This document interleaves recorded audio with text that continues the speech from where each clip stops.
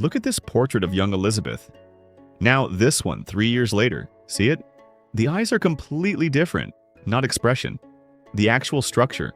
Royal artists could be executed for inaccuracies, so how did her eyes change shape and color between ages 10 and 13? Stay until the end.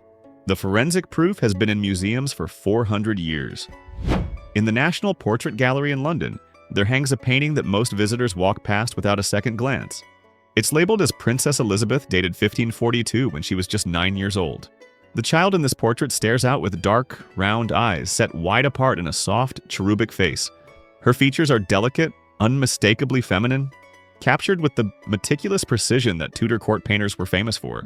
Now walk 3 rooms over and you'll find another portrait, this one from 1547, showing Elizabeth at age 13. Look closely at the eyes. They're different. Not subtly different. Not she grew up different. Fundamentally, structurally, impossibly different. The shape has changed from round to almond. The color has shifted from dark brown to pale gray. The spacing and bone structure around the eye sockets doesn't match. And here's what makes this terrifying. In Tudor England, court painters worked under threat of execution if they misrepresented royal features. These weren't artistic interpretations, they were forensic documents. So how did one child's eyes become another person's eyes in just 5 years? The accuracy standards for royal portraiture in the 16th century were brutal and exacting. Artists who painted the royal family underwent extensive vetting before being allowed anywhere near their subjects. They worked from life, spending hours studying every detail of their subject's face, because a single mistake could be interpreted as mockery or even treason. Contemporary records show that painters who took too much artistic liberty with royal features found themselves dismissed from court, imprisoned, or worse. The famous portrait artist Hans Holbein the Younger set the standard during Henry VIII's reign, his paintings so accurate they functioned almost like photographs, capturing every mole, every wrinkle, every distinctive feature with unforgiving precision. This wasn't vanity, this was politics. Royal portraits served as official documents sent to foreign courts so potential marriage partners could see exactly what they were getting. Ambassadors studied these paintings intensely, looking for any sign of disease, deformity, or misrepresentation. A painter who lied on canvas was undermining international diplomacy, and the punishment reflected that severity. Multiple artists painting the same royal subject at different times produced remarkably consistent results because they were all painting the same physical reality. This historical context makes the Elizabeth portraits even more disturbing. We're not looking at stylistic differences between artists or the natural changes of adolescence. We're looking at 2 sets of forensically accurate documents showing 2 different people. The early portraits of Elizabeth, produced by multiple independent artists between 1542 and 1543, all show the same child. Soft features, rounded face, and those distinctive dark, wide-set eyes. Then comes a gap. A suspicious, unprecedented gap in the portrait record that coincides exactly with her stay in Bisley during the plague year of 1544. And when portraits resume in 1546 and 1547, they show someone else. Same name, same title, same red hair, but fundamentally different facial architecture. The forensic evidence has been hanging in museums for 400 years, and almost nobody has noticed. But once you see it, you can't unsee it. And the question becomes impossible to ignore. If these are accurate portraits, then who was the child in the earlier paintings, and who is the person in the later ones? Let's start with what we know for certain about the early Elizabeth. The 1542 portrait, currently housed in the royal collection, shows Princess Elizabeth at approximately 9 years old. Contemporary written accounts from this period describe her as having dark eyes and a gentle countenance, descriptions that match the painting perfectly. The artist captured a child with distinctly round eyes, what forensic facial analysts would classify as having a high orbital index, meaning the eye sockets were notably circular rather than elongated. The iris color in this painting is rendered in deep browns and ambers, a color choice that multiple artists of this period consistently used when painting Elizabeth. This wasn't symbolic or stylistic. Tudor painters mixed their pigments to match the exact eye color of their subjects, and the consistency across multiple portraits proves this was Elizabeth's actual eye color. The epicanthic fold, the skin fold of the upper eyelid, is clearly visible and pronounced in these early portraits, creating that soft, rounded appearance around the eyes. The distance between her eyes, measured as a ratio to her facial width, falls within a specific range that forensic scientists use as a biometric identifier. What makes this evidence even more compelling is that we have multiple portraits from these early years, all painted by different artists, all showing the same features. There's the 1542 portrait attributed to William Scrots. There's another from around 1543 by an unknown Flemish artist. A third miniature portrait from this period, possibly by Lavina Tierlink, shows the same child with the same distinctive eyes. These artists worked independently in different locations with different painting techniques and styles. Yet they all captured the same round, dark eyes, the same soft facial structure, the same distinctive features. This is what forensic consistency looks like. When multiple independent observers document the same physical characteristics, it's not coincidence or convention, it's evidence. Modern facial recognition technology relies on exactly this principle. Certain features, particularly the eyes, are so distinctive and unchanging that consistency across multiple images confirms identity. The early portraits of Elizabeth pass this test perfectly. They all showed the same child. But that consistency is about to be shattered in a way that demands explanation. And here's something that should disturb anyone looking at these portraits with critical eyes.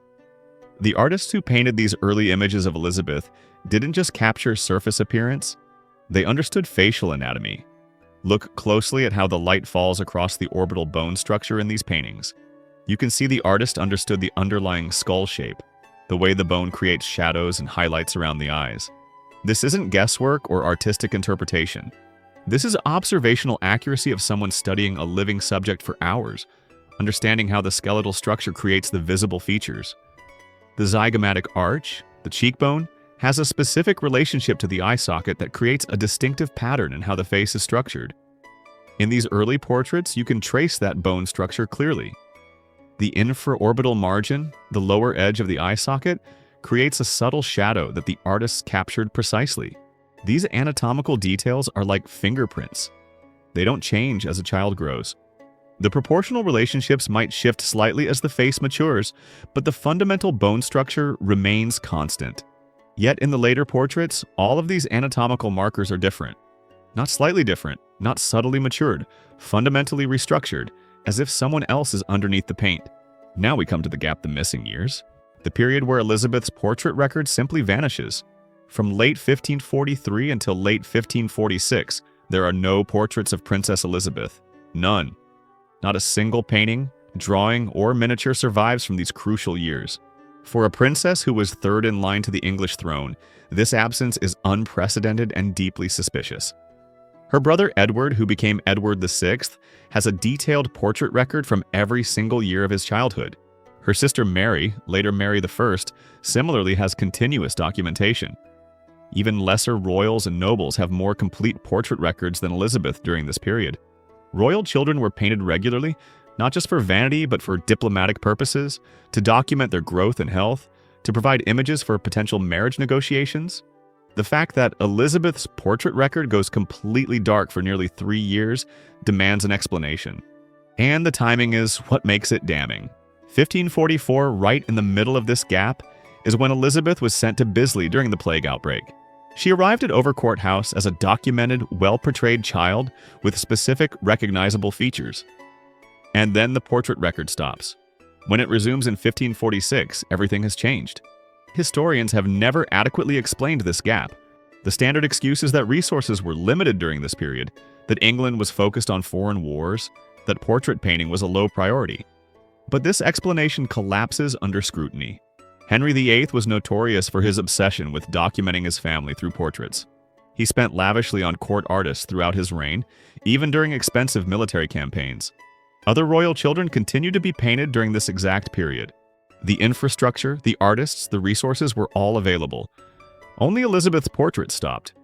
Some archives have catalog entries suggesting portraits from this period once existed, but are now lost or destroyed. A 1544 portrait is mentioned in a 16th century inventory of royal possessions, but has never been located. Another reference from 1545 describes a painting of the Lady Elizabeth in the country, but the painting itself has vanished. Were these portraits deliberately destroyed? Did they show something that couldn't be allowed to survive? Because here's what we know: powerful people with access to royal archives had both motive and opportunity to remove evidence that didn't fit the official narrative. And the gap in Elizabeth's portrait record coincides precisely with the period when, according to the Bisley theory, the switch occurred. Then in late 1546, portraits of Elizabeth resume, and from the very first painting after the gap, everything is different. The initial post-gap portrait shows a young teenager, supposedly Elizabeth at age 13, but the face looking out from the canvas is structurally distinct from the child in the earlier paintings. The first thing any forensic examiner would notice is the eyes. They're no longer round. The orbital shape has shifted to a more almond or elliptical configuration, what facial analysts call a lower orbital index. The epicanthic fold that was so prominent in the early portraits is either absent or drastically reduced. The spacing between the eyes has changed. When you measure the intercanthal distance as a proportion of facial width, it no longer matches the ratios from the earlier portraits. Most dramatically, the eye color is different. Where the early portraits consistently showed dark brown or amber eyes, these later portraits show distinctly lighter eyes, rendered in grays and pale blues. Contemporary written descriptions from this period start referring to Elizabeth's gray eyes or pale eyes, a complete reversal from the earlier descriptions of dark eyes. This isn't the natural lightening that can occur as a child matures. Eye color can shift slightly, but not from dark brown to gray. That's a fundamental change in melanin concentration that doesn't happen naturally. But the eye differences are just the beginning. Look at the overall facial structure in these post-1546 portraits. The jawline is more angular, more pronounced, showing a bone structure that's distinctly different from the soft, rounded jaw in the earlier paintings. The chin has a different shape, more squared than the gently rounded chin of the child in the 1542 portrait. The nose structure has changed dramatically. Early portraits show a small, delicate nose with a rounded tip. Later portraits show a longer, more angular nose with a sharper tip and more prominent bridge.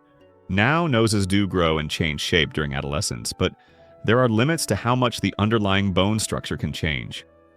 The nasal bones, the bridge structure, the angle where the nose meets the forehead are all established by age 10 and don't fundamentally restructure during puberty.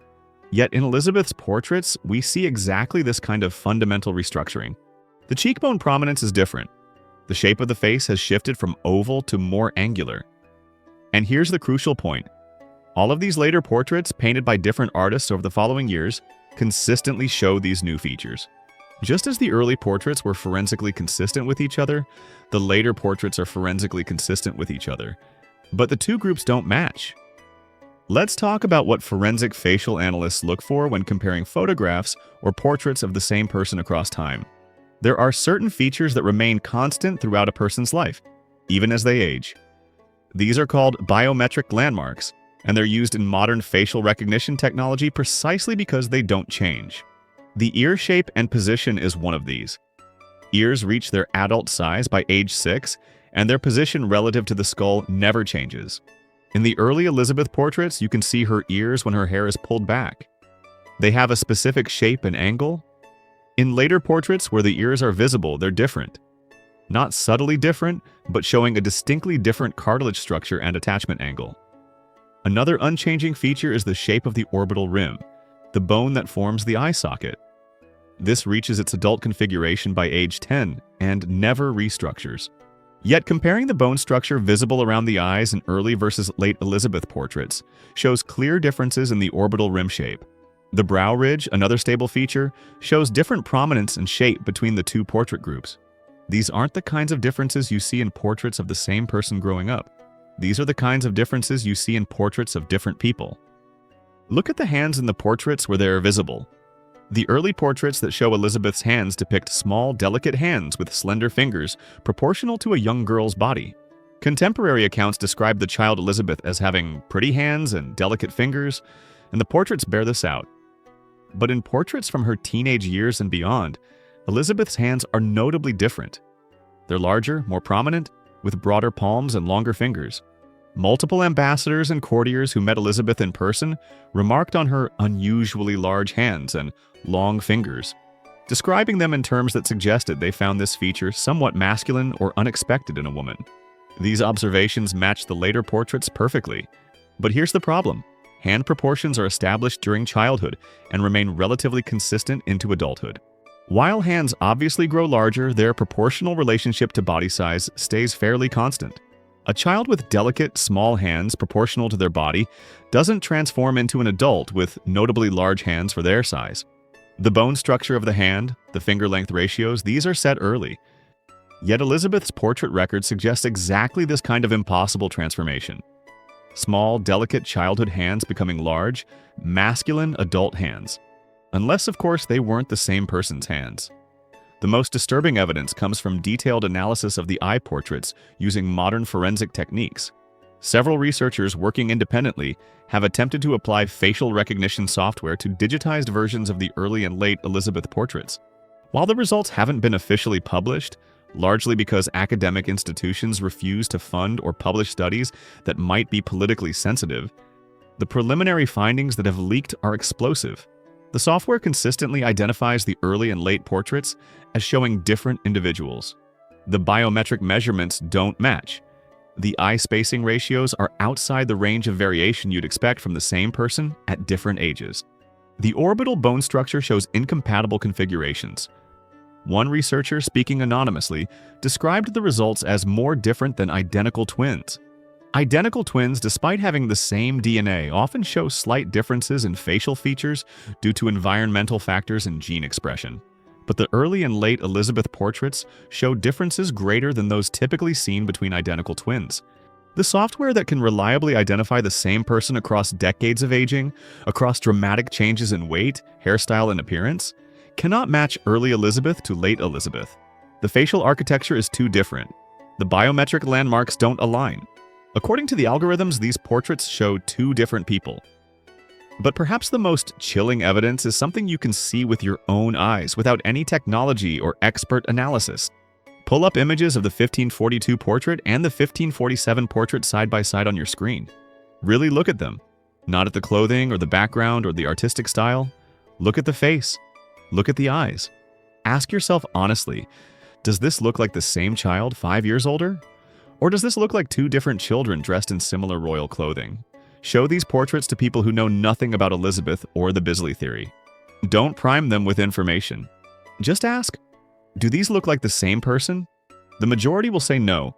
They'll sense something wrong immediately, even if they can't articulate exactly what it is. Our brains are incredibly sophisticated at facial recognition. We're wired to detect even subtle differences between faces, an evolutionary adaptation that helped our ancestors recognize friend from stranger, family from outsider. When you look at these two portraits without the bias of knowing they're supposed to be the same person, your instinctive facial recognition circuits start sending alarm signals. Something doesn't match, something is fundamentally wrong. Now, defenders of the official history might argue that we're seeing normal changes of puberty and adolescence. Children's faces do change as they mature.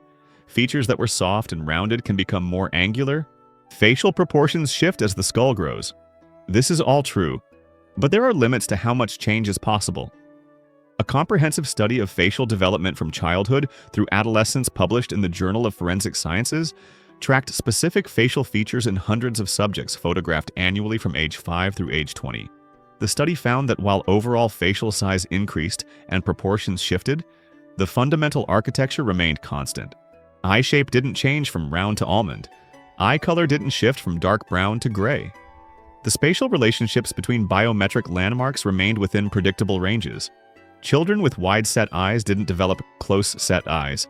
Soft jaw lines could become more defined, but the underlying bone structure stayed consistent.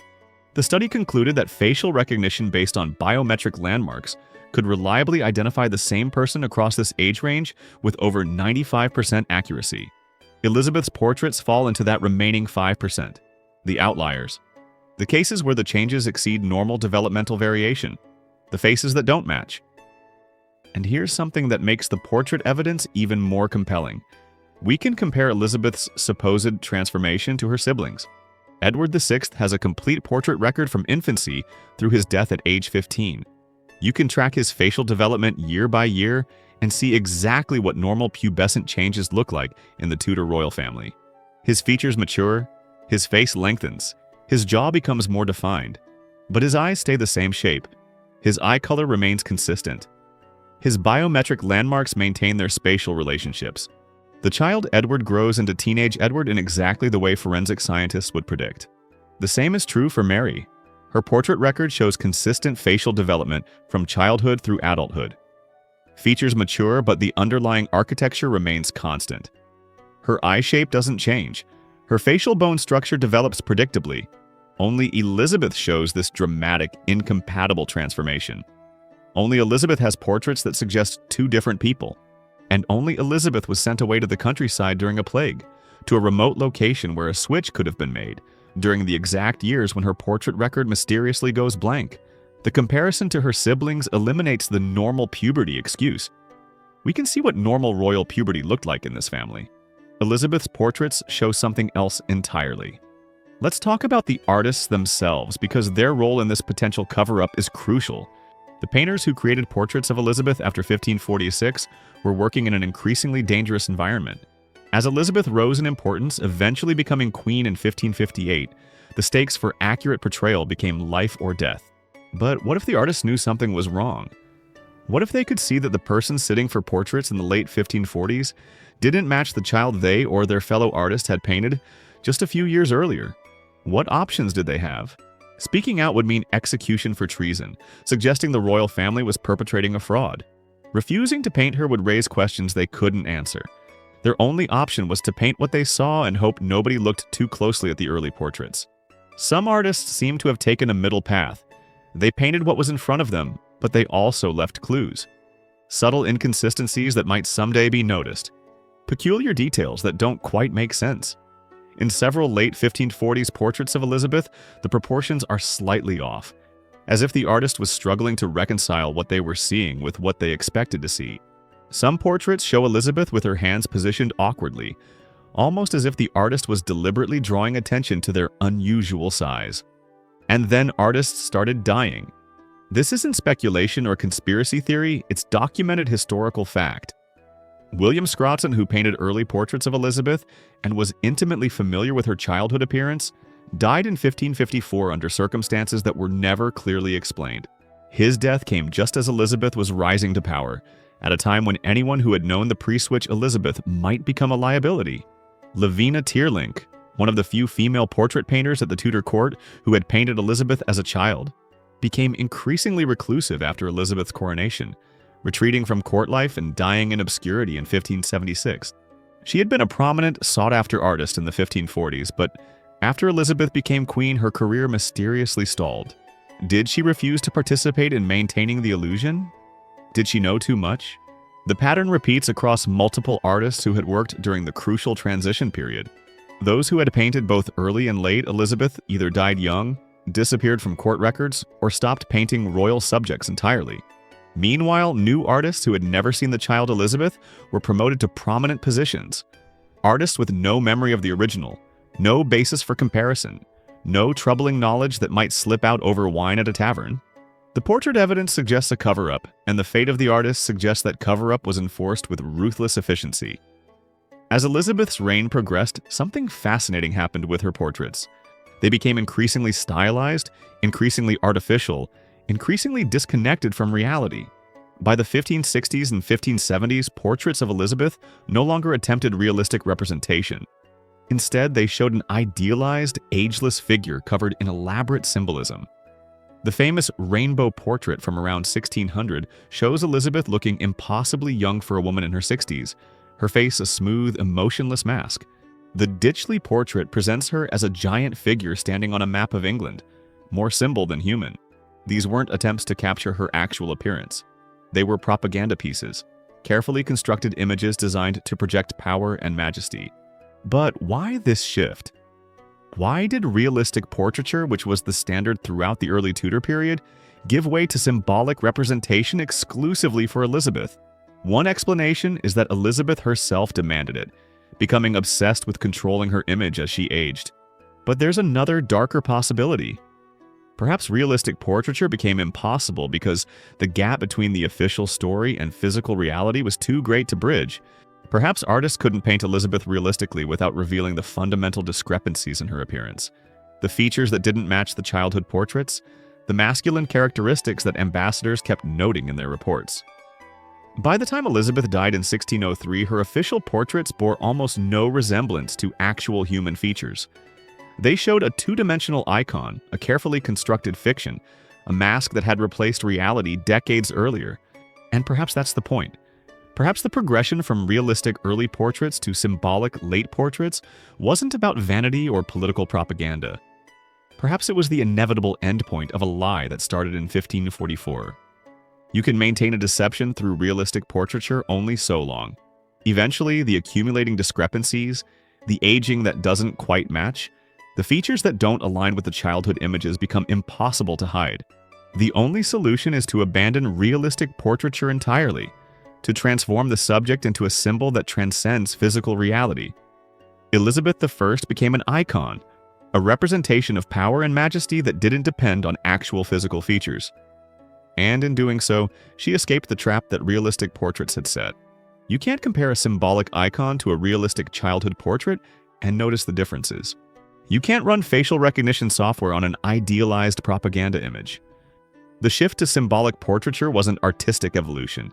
It was necessary covering of tracks. And it worked. For 400 years, it worked. DNA analysis of Elizabeth's remains could tell us, conclusively, whether the person in that tomb is biologically female or male. Facial reconstruction based on her skull could be compared to both early and late portraits to see which set she matches. CT scans and other non-invasive imaging could examine the bone structure without even opening the tomb. The technology exists. The methodology is proven. But every attempt to apply modern forensic science to Elizabeth's remains has been blocked. Requests from prestigious universities, from the Royal Archaeological Institute, from world-renowned forensic experts, all denied. The official explanation is respect for the dead. But this rings hollow when you realize that virtually every other significant British monarch has been studied using modern techniques. Richard III was exhumed from under a parking lot and subjected to comprehensive analysis. Henry VII's tomb has been opened for study. Medieval kings have been examined. Even ancient Egyptian pharaohs, whose religious traditions explicitly forbid disturbing the dead, have been unwrapped and analyzed. But not Elizabeth. Her tomb remains sealed, protected by an establishment that seems desperate to prevent anyone from looking too closely. Why? What are they afraid we might find? The portrait evidence presents an impossible dilemma for defenders of the official history. Either we have to believe that Tudor portrait painters, who worked under threat of execution for inaccuracy, somehow consistently got Elizabeth's features wrong across multiple paintings in multiple years. Or we have to believe that a child's fundamental facial architecture, particularly the unchangeable biometric landmarks that modern science uses for identification, somehow radically transformed in ways that don't occur in normal human development. Or we have to consider the third option. The portraits are accurate, and they're showing us exactly what happened. They're showing us two different people. The early portraits documented the real Elizabeth, the daughter of Henry VIII and Anne Boleyn, who went to Bisley in 1544 and never came back. The later portraits documented the replacement, whoever he or she was, who took Elizabeth's place and wore her crown for 45 years. The evidence is there. It's been there for 4 centuries, hanging in museums, studied by thousands of art historians, viewed by millions of visitors, hidden in plain sight, waiting for someone to really look, to really see what those paintings are telling us. The implications of this evidence are staggering. If the portrait analysis is correct, if Elizabeth was indeed replaced during those missing years in Bisley, then the person who defined an entire era of English history, who defeated the Spanish Armada, who presided over England's transformation into a world power, who gave her name to the Elizabethan age, wasn't who we think she was. The identity of that person becomes one of history's greatest mysteries. Was it the Bisley boy, as local legend suggests, a red-haired child who stepped into a princess's shoes and never stepped out? Was it some other substitute, carefully chosen and prepared? We may never know the replacement's true identity, but the portraits tell us something happened. They tell us the official story doesn't match the physical evidence. They tell us that somewhere between 1543 and 1546, the child in the paintings changed into a different child. And that different child grew up to become Elizabeth I, Queen of England, the Virgin Queen who never married, who kept her body hidden under elaborate costumes, who forbade examination after death, and whose tomb has remained sealed for over 400 years. The portraits don't lie. They can't lie. They're physical evidence, forensic documents created by skilled observers working under the strictest standards of accuracy. and they're telling us something impossible, something that rewrites everything we thought we knew. So look at the portraits yourself. They're publicly available in museum databases, in art history books, online in high resolution. Pull up the 1542 painting, study the face, the eyes, the bone structure. Then look at the 1547 portrait. Really look. See if you can convince yourself it's the same person 5 years older. Show them to others without context and ask what they see. The evidence has been waiting in plain sight for 400 years, preserved in oil and canvas, hung in places of honor for the world to see. But almost nobody has really looked. Until now. The forensic proof of the Bisley Switch isn't buried in a sealed tomb. It's not hidden in destroyed documents or lost records. It's hanging on museum walls in portraits that have survived centuries, in painted eyes that tell a truth history tried to erase. Different eyes, different face, different person. The same crown. If this evidence has shown you something that changes how you see history, then subscribe to this channel right now because we're just getting started. We're uncovering the visual proof, the forensic evidence, the physical documentation that official history tries to ignore. Hit that like button if you believe these portraits deserve serious forensic analysis, if you think modern technology should finally be allowed to examine Elizabeth's tomb, if you're tired of being told not to believe your own eyes. And drop your analysis in the comments. Look at these portraits yourself and tell us what you see. Do the faces match? Are the eyes the same? Can you spot other differences we haven't covered? Your observations matter because this isn't about believing conspiracy theories. This is about examining physical evidence that exists right now, that anyone can study, that tells a story history books won't. The truth is in the portraits, and it's been waiting 400 years for someone to really see it.